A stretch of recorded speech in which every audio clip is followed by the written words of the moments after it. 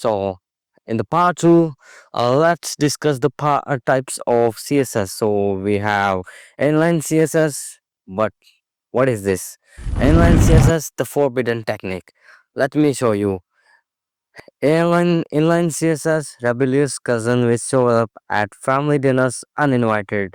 It works because it's ugly, messy, and makes your HTML cry silently in the corner. So now we have internal CSS, the middle child.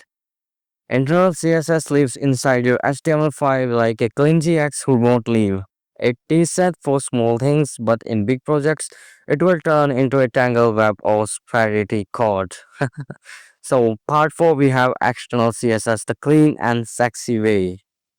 Now, this is external CSS, clean, organized, reusable, and look at it, so independent. It is the CSS version of I drink water, mind my business, and moisturize.